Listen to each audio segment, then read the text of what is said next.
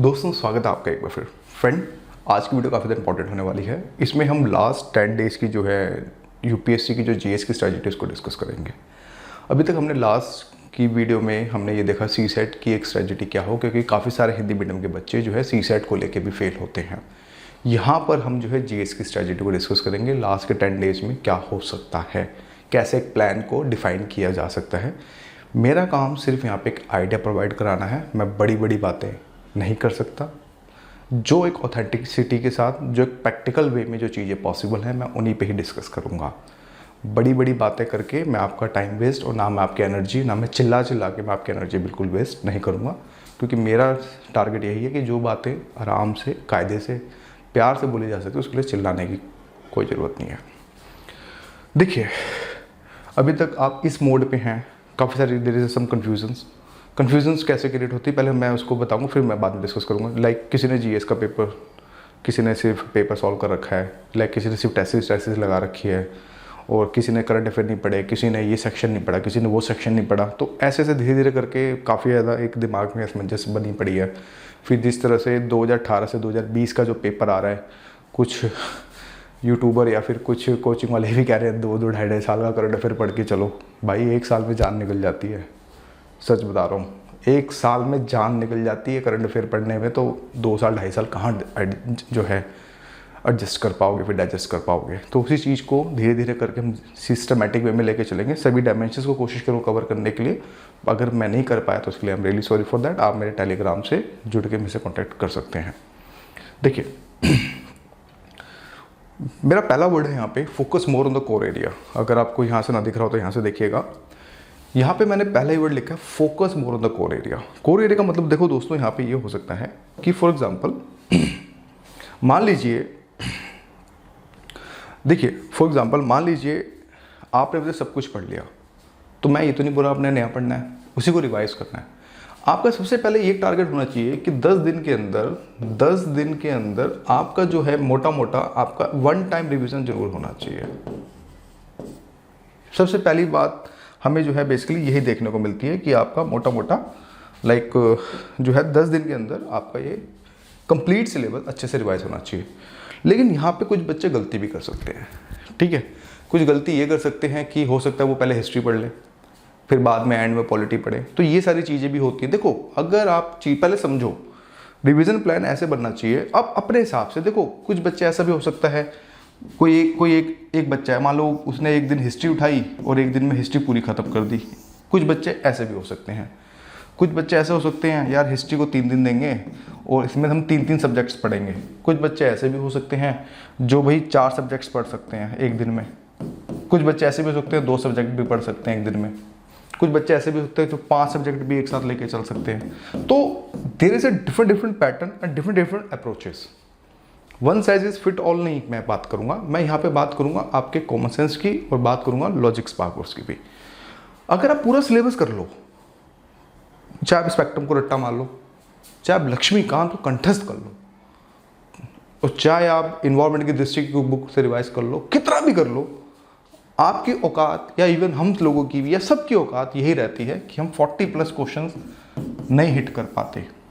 40+ question का मतलब यहाँ पे मैं इस बात की बात कर रहा हूँ, 100 क्वेश्चन का पेपर है तो 40 क्वेश्चन आपको ऐसे करने में 100% एक्यूरेसी, जहाँ पे आपने 40 क्वेश्चन अटेम्प्ट किए और 40 के 40 आपके सही हो रहे हैं, यहाँ तक पहुँचने में जान निकल जाती है।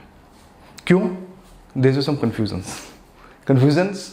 यार ए है, बी है, समझ नहीं आ रहा, 2 तो समझ आ रहे हैं, 2 ऑप्शन इस पल्ले पड़ रहे। होता है, सभी के साथ होता है ना, क्योंकि आप एग्जाम दे रहे हैं तो इसलिए। तो उस कंडीशन में पहले हमें अपना एक फोकस एरिया बनाना पड़ेगा।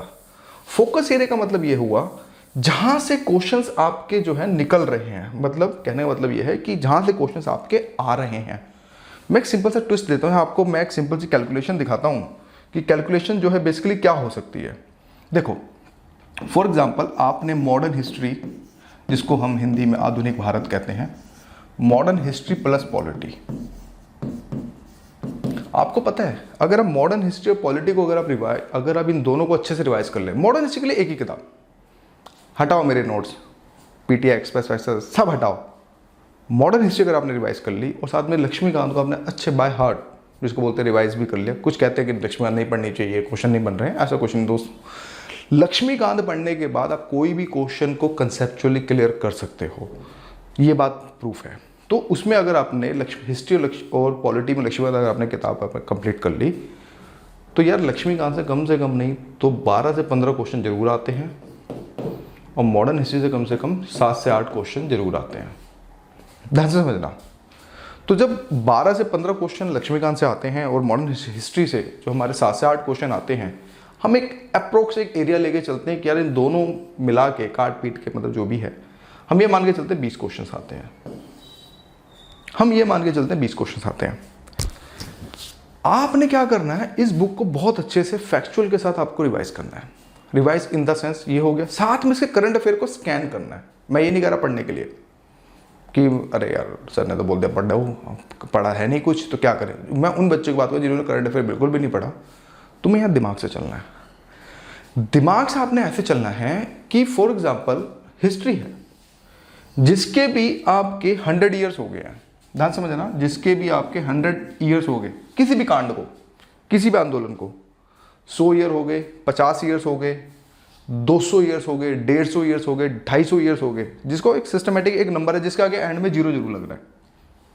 एक तो उनकी एक फाइल बना लो, लिमिटेड होंगे, मुश्किल हाथ मार के 15-20 इवेंट्स होंगे, उनको बहुत अच्छे से करके जाओ किसी भी मैगजीन से, वट एवर, मेरी मैगजीन हो, विजन IAS की हो, इनसाइट्स की हो, दृष्टि की हो, कहीं से भी कंटेंट वही होता है ऑलमोस्ट।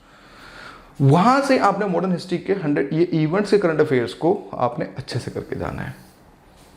साथ में ये हो गया। तो मॉडर्न हिस्ट्री और प्लस पॉलिटी, अगर मैं ये कहता हूं यार 20 क्वेश्चंस आते हैं, हम एक एस्टिमेट लेके चलते, देखो यहाँ पे हम एस्टिमेट भी रख लेते हैं। मान लो यहाँ पे 20 क्वेश्चंस हुए, हम कहते हैं 15 क्वेश्चंस किए जा सकते हैं। सिर्फ मैं 15 क्वेश्चंस की बात कर रहा हूँ। 15 क्वेश्चंस का मतलब यहाँ पे ये हुआ कि 5 क्वेश्चन गलत भी हो सकते हैं, या फिर आप क्वेश्चन नहीं समझ आ रहा छोड़ भी सकते हैं। मैं मोटा मोटा लेके चल रहा हूँ गेम, मैं बिल्कुल प्रैक्टिकल बात करूंगा यहाँ पे, ठीक है। मॉडर्न हिस्ट्री पॉलिटी क्लियर हो गया। मॉडर्न हिस्ट्री में जिसके 100 ईयर्स हुए हों उनका आप लिस्ट बना लो, देख लो यार, स्कैन कर लो, कंपाइलेशन पड़ी हुई है, मैंने इवन इंपॉर्टेंट भी बता रखा है यूट्यूब पे, आप देख सकते हो वहां से, फ्री में है, पैसे तो लग नहीं रहे। पॉलिटी के लिए आप क्या करो, पॉलिटी में there is some certain chapters, पूरा नहीं पढ़ना है। मैं ये नहीं बोल रहा कि पूरी की पूरी लक्ष्मीकांत पढ़नी है, इवन पूरा मॉडर्न हिस्ट्री पढ़ना है, मैं उस पर नहीं बात कर रहा अभी सिर्फ मैं फॉर एग्जाम्पल मॉडर्न हिस्ट्री की बात कर रहा हूँ। मॉडर्न हिस्ट्री में 1885 से लेकर 1885, अरे यार ढंग से नहीं लिखा जा रहा है यार अभी, मान लो 1885 टू 1947, एक तो ये इवेंट को रट्टा मारना है, कहीं से भी मार सकते हो, इवन आपके नोट्स भी बना रखे हैं, इट्स ओके, दैट्स फाइन। अगर आपने बुक में अंडरलाइन कर रखा है that's also fine, doesn't matter.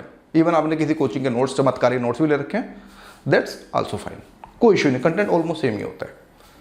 एक तो इसका रट्टा मार लो। Simultaneously there is a some areas का मतलब यहां पे ये हुआ, एक तो हमने ये कर लिया, साथ में इसके अलावा हमें कुछ मॉडर्न हिस्ट्री में अगर हम बात करें, मैं बात कर रहा हूं यहां पे मॉडर्न हिस्ट्री की दोस्तों, मॉडर्न हिस्ट्री की। तो मॉडर्न हिस्ट्री में आप क्या कर सकते हैं, साथ में कमीशंस, भाई अकाल आयोग कब पड़ा हुआ, ये बटलर कमीशन कब बना, ये सारी चीजें। एजुकेशन यानी जिसको हम कहते हैं शिक्षा, एजुकेशन, शिक्षा, साथ में गवर्नर जनरल्स का मतलब वही सीक्वेंस, लेनिन, ये सब ने क्या किया, ठीक है, कर्जन के बीच में क्या क्या हुआ, वो स्पेक्ट्रम के लास्ट पेज में मिल जाएगा। उनके रट्टा मारो, रट्टा मारना पड़ेगा, तुम नहीं मारोगे तो कोई और मार के जाएगा और उसका सिलेक्शन होगा, फिर तुम मुंह के मुंह देखते रह जाओगे। अभी बताऊंगा आगे इसमें। भाई ये कमीशंस हो गए, शिक्षा हो गया, गवर्नर हो गया, ये तो कॉमन सेंस की बात है, ये सारी चीजें। रिफॉर्म वैसे इसमें आ जाते हैं, बट फिर भी मैंने बोला रिफॉर्म्स, भाई सती प्रथा किसने खत्म करी, कहाँ ने खत्म करी, ये आपको लूसेंट में मिल जाएगा। लूसेंट में नहीं है तो आपको ये क्या नाम है, आपको एक लिस्ट है जो लाइक किरण पब्लिकेशन की बुक है, मोटी सी बुक है, उसमें आप हिस्ट्री सेक्शन में जाओगे वहां से मिल जाएगा। ये हो गया कांग्रेस के अधिवेशन सारे करके, सारे नहीं मतलब एक स्कैन करके जाना है, और जहाँ पे कुछ आउटकम निकल रहा है, कहीं राष्ट्रीय गान गा दिया, कहीं कुछ हो गया, कहीं कोई वुमेन्स प्रेसिडेंट है, कहीं गांधी जी प्रेसिडेंट हैं, कहीं कोई मुस्लिम प्रेसिडेंट है, तो एक तो वो उन पे ज़्यादा फोकस करके जाना है। साथ में यूरोपियन जो आए थे, यूरोपियन का सीक्वेंस, कौन पहले आया, कब आया, कहाँ आया, ये कहाँ कहाँ इनकी फैक्ट्रियाँ थी, ये चीज़ें आपको जो फोकस करनी पड़ेंगी। तो ये चीज़ें जब आप, ये कुछ सिलेक्टेड टॉपिक्स हैं, ये आपने 100% करके जाने हैं। अगर आप ये टॉपिक्स नहीं करके जाओगे तो समझ लो बेड़ा गर्क होने वाला है। लास्ट पॉइंट आपको पता है, जैसे कि जो लक्ष्मीकांत का चैप्टर नंबर 1 है और 2 है, जो लक्ष्मीकांत का चैप्टर नंबर 2 है और उसमें वो आपके जो कमीशन जो ये सारे आपके हुए थे, चार्टर एक्ट हो गया और ये सारा हो गया, तो वो सारे एक्ट्स आपने जो है करके जाने हैं। अगर आप मॉडर्न हिस्ट्री ये कर लेते हैं और साथ में आप सिर्फ ये पार्ट कर लेते हैं तो बॉस लिख लो, इसमें से आपके अगर 8 क्वेश्चन मॉडर्न हिस्ट्री में आ रहे हैं ना, तो देख लेना 7 क्वेश्चन आपको इसी की रेंज में मिलेंगे। मैं एक आधे क्वेश्चन की बात नहीं करता।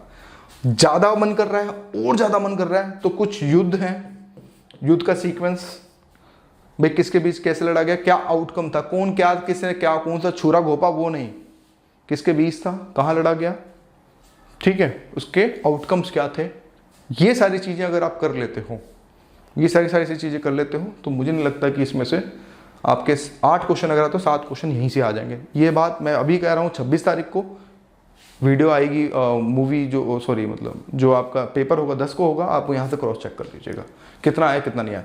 तो अगर आप इतना कर लेते हो मैक्सिमम 2 डेज में, तो आपके 8 क्वेश्चन यहाँ पक्के हो जाएंगे। समझ आया? नेक्स्ट चलते हैं आगे।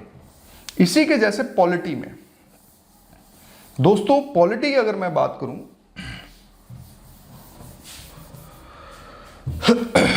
पॉलिटी में अगर मैं बात करूं, पॉलिटी में भी there is some certain chapter, पूरे 80 चैप्टर नहीं पढ़ने की जरूरत है भाई, जान निकल जाएगी। 80 चैप्टर पढ़ोगे तो maybe it will take 2 to 3 days और 4 days 5 days 6 days, नहीं, कॉमन सेंस। यूपीएससी क्वेश्चन बहुत हल्के निकालता है, हल्के मतलब ये कि कंसेप्चुअल क्लैरिटी पे क्वेश्चन होते हैं रेदर देन फैक्ट्स। जो टेस्ट सीरीज वाले होते हैं ना, चाहे तुम किसी को टेस्ट दे लो, वो बाल की खाल निकाल के रख देते हैं, इज हटा दिया, एम लगा दिया, नहीं क्या जगह हे लगा, नहीं ऐसे क्वेश्चंस नहीं आते। वो आपसे बहुत ही कंसेप्चुअल क्वेश्चंस पूछेगा, तो उसके लिए क्या है अप्रोच, पहला दूसरा चैप्टर तो वो मॉडर्न हिस्ट्री में कवर हो गया, अगर वहां से कर लिया तो पहला दूसरा चैप्टर नहीं पढ़ना। अब आते हैं आपका प्रस्तावना, प्रस्तावना करना है एक चैप्टर, यहां से क्वेश्चन जरूर बनेगा। दूसरा क्वेश्चन आपका एफआर और डीपीएसपी से क्वेश्चन जरूर बनेगा। सिटीजनशिप से चांसेस हैं क्वेश्चन बनने को, वैसे तो चांसेस कम है बट फिर भी सिटीजनशिप्स को करके जाना कि सिटीजनशिप कैसे ली जाती है और कैसे विड्रॉल होती है, ये सारी चीजें, बस ये बेसिक्स, फैक्ट्स में नहीं, उनके जो सिटीजनशिप में इतना सारा फैक्ट है वो नहीं, इसी में ही पीआईओ ये सारे कार्ड्स जो 2 तरह के जो होते हैं जो एनआरआईज को दिए जाते हैं, एक वो बेसिक्स, बस ओनली बेसिक्स। एफआर डीपीएसपी हो गया, इसी के साथ ड्यूटीज लगा लो, कर्तव्य लगा लो। यहां से आपको 100% क्वेश्चन और यहां से आपको 100% क्वेश्चन जो जरूर आपको जो मिलेंगे यहाँ पे, जो बेसिकली बात करें तो चांसेस आपको जो देखने को मिलेंगे। भाई ये बात क्लियर हो गई। फिर इसके बाद डायरेक्ट जंप करो चौथे पॉइंट पे, अमेंडमेंट। अमेंडमेंट में से क्वेश्चन जरूर बनता है, चांसेस होते हैं 1 साल छोड़ के, 1-2 साल छोड़ के गैपिंग में देते रहते हैं। अमेंडमेंट वही भाई आपका विशेष बहुमत क्या है, साधारण बहुमत क्या है, कौन कौन से पे केंद्र सरकार बना सकती है, कौन कौन से राज्य सरकार मिलके बना सकती हैं, वो सारा क्लियर हो गया। इमरजेंसी प्रोविजंस जिसको हम बोलते हैं आपातकाल, आता नहीं है बट फिर भी करके जाना है क्योंकि इंपॉर्टेंट है, वो भी आपातकाल का बेसिक्स। 3 तरह के आपातकाल, वित्तीय और ये सारा युद्ध वैसे, तो उनकी बेसिक टर्मिनोलॉजीज, ये सारी चीजें कैसे रिमूव होता है, किस तरह से होता है, ये हो गया, ये सेक्शन कोर सेक्शन हो गया।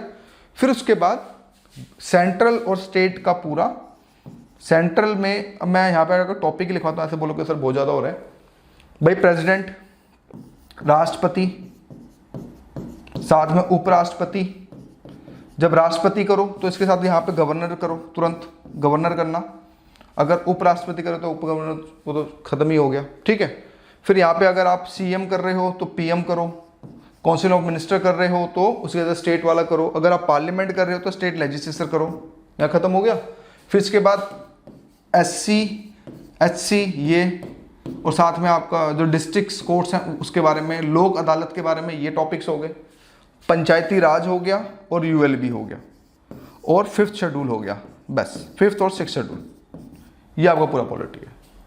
यानी कि देखा जाए मोटा मोटा 41 चैप्टर में से, आई रिपीट अगेन, 41 चैप्टर में से अप्रॉक्सीमेटली आपको मैं बात करूं, ये अगर टोटल चैप्टर्स 15-16 चैप्टर्स ऐसे हैं जो आपको करने हैं। इसके लिए आप मेरा माइंड मैप, अगर आपकी पॉलिटी बाय हार्ट याद है, अगर आपने दिल से पढ़ी है, तो उसके लिए आप माइंड मैप यूज़ कर सकते हैं। अगर आपने ले रखा है, अभी देख रहे हैं वीडियो, अगर लेने की कोशिश कर रहे हैं, मत लेना, कोई फ़ायदा नहीं है, क्योंकि नई चीज़ें हैं, जल्दी फिर ट्रैप हो गए। मैं ट्रैप नहीं करना चाहता किसी को। तो उस कंडीशन में आप ये चैप्टर्स आप बिल्कुल अच्छे से जो है करके जरूर जाइएगा, तो डेफिनेटली आपको काफ़ी बेनिफिट्स होंगे। उसके बाद क्या, उसके बाद एक लिस्ट बनाओ। यहाँ पे अब आपको कॉन्स्टिट्यूशनल बॉडी, मतलब जिसको बोलते हैं संवैधानिक और गैर संवैधानिक, में एक लिस्ट बनाओ। उसमें इलेक्शन कमीशन, यूपीएससी से क्वेश्चन नहीं आता, ठीक है, इलेक्शन कमीशन, नीति आयोग, गैर संवैधानिक से नीति आयोग हो गया, योजना आयोग हो गया, ह्यूमन राइट कमीशन हो गया, ठीक है, और साथ में आपका लाइक जो वो टॉपिक्स हैं लास्ट के, ठीक है, उनमें से एक लिस्ट बनाओगे तो वो पूरे के पूरे 25 चैप्टर्स को 2 पेज में कन्वर्ट किया जा सकता है, ओनली 2 पेजेस में। अगर आपने कर रखा है तो वेल एंड गुड। तो उस केस में जब आप ऐसे करके जाओगे तो आपको डेफिनेटली काफ़ी फायदा होगा और आपकी पूरी लक्ष्मीकांत कवर हो जाती है, जिसमें आपको पॉलिटिकल पार्टीज में एक टॉपिक मिलेगा कि नेशनल पार्टी कैसे बनती है। वो एक थोड़ा रेक्टिफिकेशन है 3 से 4 वर्ड का, उसको देख लेना, बस पूरी पॉलिटी खत्म। इसमें से आप 15 में से अगर मान लो 12 क्वेश्चंस भी आ रहे हैं, फॉर एग्जांपल्स, अगर इसमें से मान लो 12 क्वेश्चंस भी आ रहे हैं, तो भी यार आप 10 क्वेश्चन जो आप हिट कर सकते हैं। तो मैं मोटा मोटा ये लेके चल रहा हूँ कि 20 में से 15 क्वेश्चन हमारे यहाँ पे हमारे बन रहे हैं, ठीक है। ये कवर हो गया। ये आपका कोर्स सिलेबस है जो आपको लास्ट के 10 दिन के अंदर आपको फोकस करना था। तो यानी कि ये चीज़ें समझ आ गई। अब बारी आती है हमारी मैं वही टॉपिक बता रहा हूँ जो बेसिकली जो बच्चे मतलब कर सकते हैं। मतलब मैं ये नहीं कह रहा कि आप कल्चर पढ़ लो, ये पढ़ लो, नहीं। हमारा कंक्लूजन ये निकला कि हमने ये कंक्लूजन निकाला कि 15 भाई मॉडर्न हिस्ट्री, यहाँ पे हिस्ट्री प्लस पॉलिटी से हमारे 15 क्वेश्चंस निकल सकते हैं, बिल्कुल प्रैक्टिकल। मतलब ऐसा नहीं हवाबाजी 20 में से 18 करके जाओ, 16 करके जाओ, नहीं होता है यार, प्रेशर होता है तो इसके कारण। सेकंड में आपने क्या उठाना है, ज्योग्राफी। पता क्या होता है, बगल में बच्चा शहर में ढिंढोरा, ये कहावत आपने बहुत ज़्यादा सुनी होगी कि बच्चे जो होते हैं बिल्कुल बगल में होते हैं और उनका जो शहर में जो बिल्कुल ढिंढोरा पीटा जाता है। कहने का मतलब यहाँ पे सिंपल सा साफ है। इसके लिए आपको एनसीईआरटी अगर आपने पढ़ ली, इवन 11th 12th की, 11th 12th की, दिस इज सफिशिएंट। सिर्फ आपको थोड़ा दिमाग यूज करना है। रिवर सिस्टम आए तो आपके खुद के नोट्स यहाँ पे होने चाहिए। मतलब वो होता है ना कि लेफ्ट से कौन आ रही है, राइट से कौन आ रही है, तो उसके लिए एक आपका अप्रोच होनी चाहिए। तो उस कंडीशन में अगर आपने इस कोर हर्ट को, ज्योग्राफी को, अगर आप 11th 12th को आप लास्ट के 2 दिन रिवाइज कर सकते हैं, या फिर 1 दिन 1.5 दिन में आप उसको बहुत अच्छे से बाय हार्ट जो आप उसको अच्छे से जो है रिवाइज कर सकते हैं, तो आप ये चीज़ें जो है बेसिकली जो है देख सकते हैं। तो ज्योग्राफी से अप्रॉक्सीमेटली हम मान के चलते हैं 10 क्वेश्चन आते हैं और कुल मिला के आपके 6 क्वेश्चन बन सकते हैं। हटाओ, मैं 2-4 क्वेश्चन और हटा दिए। मैंने यहाँ पे ये बोला कि 10 क्वेश्चंस अगर यहाँ से आते हैं तो आपके 6 क्वेश्चंस बहुत ही मतलब आराम से किए जा सकते हैं। मैं सिर्फ ज्योग्राफी की बात कर रहा हूँ, जिसमें इंडियन ज्योग्राफी भी है, आपके दर्रे हैं और ये सारी चीज़ें हैं, मानसून है, इस चीज़ को लेके। तो हम ये मान के चलते हैं कि 10 क्वेश्चन में से यहाँ पे 6 क्वेश्चन होते हैं और यहाँ पे हमारी ज्योग्राफी भी कंप्लीट हो गई है। मैं इस ग्राफ को भरता जा रहा हूँ, मतलब टेबल को भरता जा रहा हूँ। फिर आपने सिर्फ 10th और 11th और 12th क्लास की ज्योग्राफी आपने करके जानी है। ह्यूमन ज्योग्राफी को स्किप मत करना, क्योंकि ह्यूमन ज्योग्राफी से भी 1 या 2 क्वेश्चन जरूर आते हैं। Concept clear? यानी कि अभी तक का जो हमारा टोटल था वो ये था कि 30 में से 21 क्वेश्चन आप जो यहाँ से मोटा मोटा ले सकते हैं। मोटा मोटा 21 या 20 भी बोल दो या 22 भी बोल दो, इट्स डिपेंड। दोस्तों इसके बाद नेक्स्ट टॉपिक आता है आपका पर्यावरण। पर्यावरण में कुछ हॉट टॉपिक्स हैं जो आपको करने हैं। मैं इसकी लिस्ट बना के दूंगा आपको। क्वेश्चन बेसिकली यहीं से निकलते हैं। अब आपने ये नहीं कि पहला पेज लिया और पढ़ना स्टार्ट कर दिया, नहीं। Use common sense. जहां से पेपर सबसे ज्यादा आ रहा है आपको वहीं से फोकस सबसे ज्यादा करना पड़ेगा। तो उसके लिए आप क्या करोगे? उसके लिए सबसे पहले ये करो, सबसे पहले भैया रामसर साइट्स, रामसर साइट्स आपने करनी है जो भी अपडेटेड है। देखो ईपीएफओ में भी रामसर साइट्स को लेकर क्वेश्चन आया, ये हो गया। सारे अंतर्राष्ट्रीय प्रोटोकॉल्स हो गए।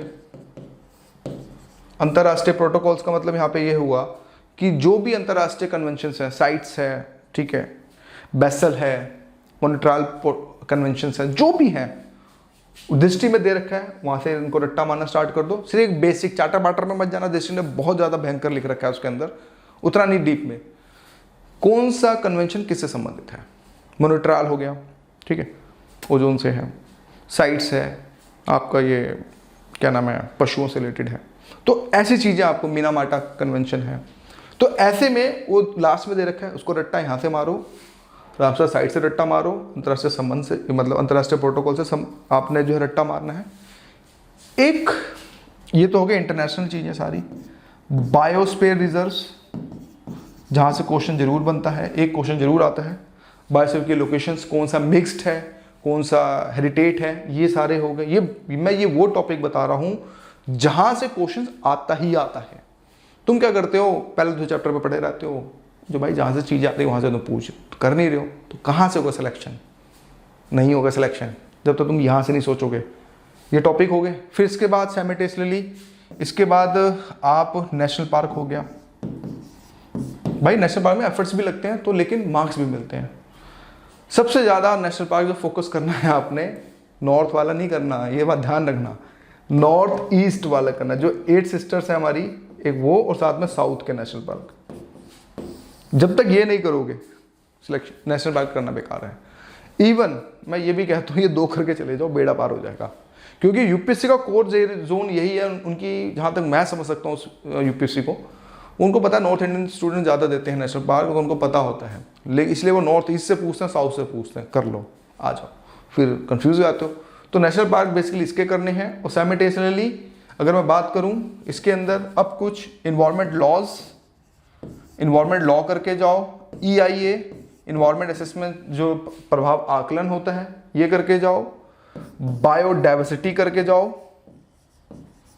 और साथ में साइकिल्स, जो सारी की सारी साइकिल्स है ना, वाटर साइकिल, कार्बन साइकिल और आपका नाइट्रोजन। तो इसमें साइकिल्स में नाइट्रोजन साइकिल बहुत ज़्यादा इंपॉर्टेंट है, नाइट्रोजन फॉस्फोरस, वो करके जाओ।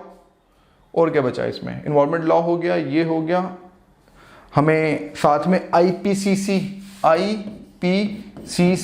UNDP ये थोड़ा करके जाओ, साथ में IUCN, वैसे तो ये सब इंटरनेशनल में आ गया, फिर भी मैं लिखवा दे रहा हूँ, IPCC, UNDP, IUCN, और साथ में फॉरेस्ट रिपोर्ट का एक कंसाइज वर्जन 2 पेज में। अगर आप ये लोग करके चले जाते हो ना, तो मैं कहता हूं कि आपके चांसेस बहुत ज़्यादा बढ़ जाते हैं।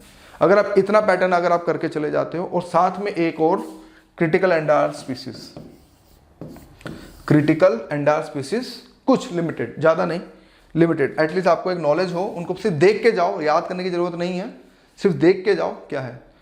अगर आप इतना भी करके जाते हो ना, तो आपके 10 क्वेश्चन आ रहे हैं ना, तो कम से कम 8 क्वेश्चन इसी में से आ जाएंगे दोस्तों, इसी में से। मैं 2 क्वेश्चन की बात ही नहीं कर रहा।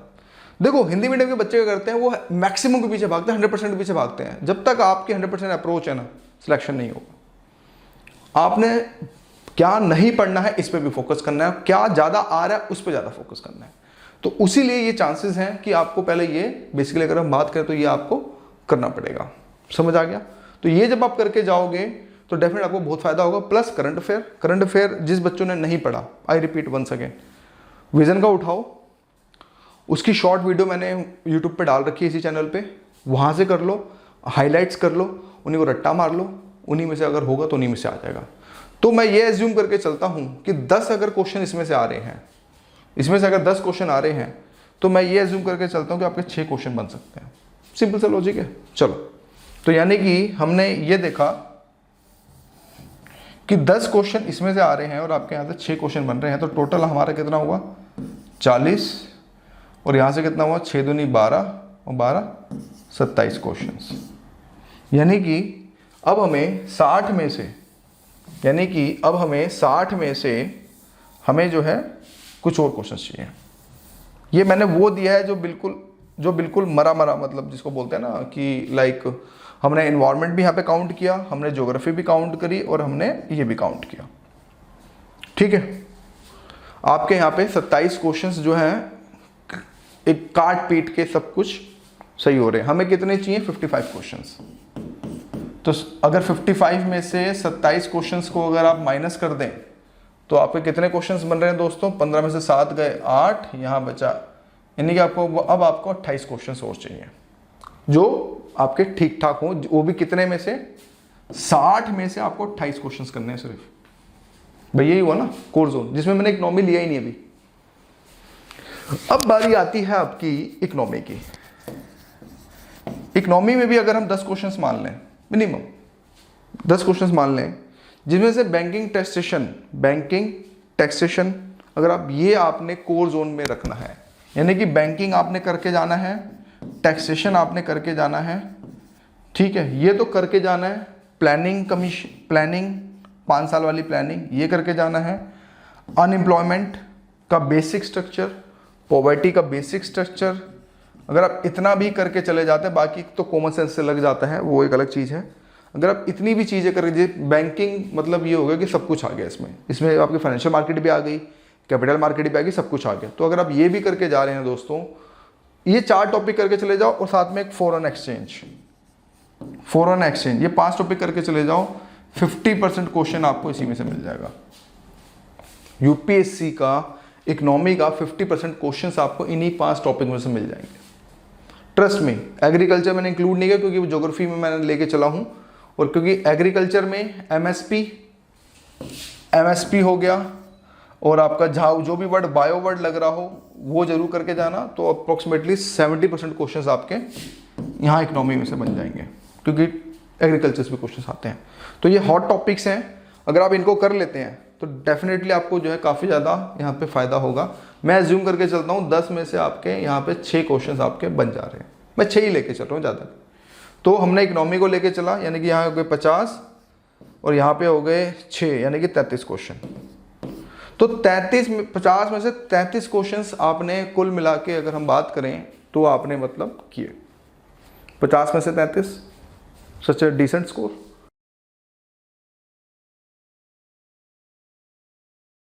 आर्ट एंड कल्चर में कोर्स सिलेबस के अंदर अगर मैं बात करूं तो एक म्यूजिक जरूर करके जाना, संगीत जिसको हम कहते हैं, ठीक है, म्यूजिक आपने लाइक जरूर करके जाना है।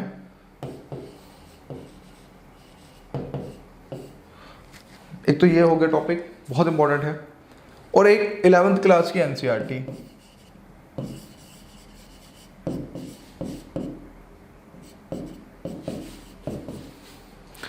क्लास की एनसीईआरटी करके आपने जरूर जाना है। तो ये आप अगर करके जा रहे हैं तो मुझे लगता है कि आप काफ़ी, आपको जो है अगर बात करें तो काफ़ी ज़्यादा बेनिफिट आपको देखने को मिलेगा।